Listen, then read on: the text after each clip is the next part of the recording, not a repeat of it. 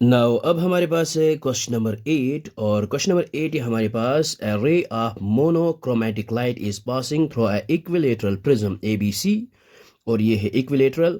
It means that तो यहाँ पे जो एंगल होगी ये होगी 60 डिग्री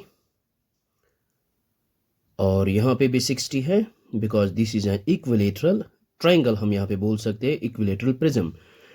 फिगर है यहाँ पे the refracted ray Q R is parallel to its base. ये जो है रिफ्रैक्टेड रे ये है parallel to base. It means that ये यहाँ इसको पैरेलल है।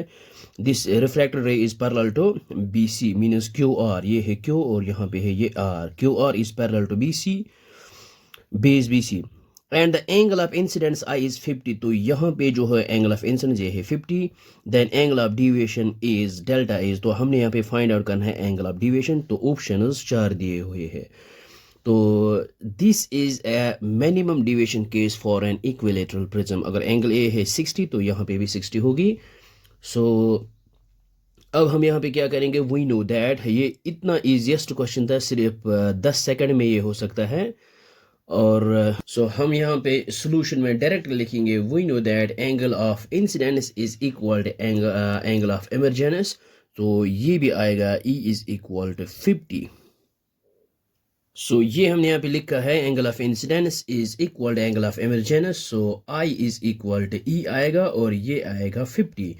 सो angle of incidence equal to 50 तो E भी आएगा यहाँ पे 50। और अब हम यहाँ पे लेंगे एंगल ऑफ डिविएशन। डायरेक्ट हम ये फार्मूला बेस्ड था क्वेश्चन, अब हम यहाँ पे डायरेक्ट फार्मूला अप्लाई करेंगे। We know angle of deviation is equal to, so ये हमने यहाँ पे लिखा है angle of deviation which is equal to, ये है delta is equal to I plus E minus आएगा A।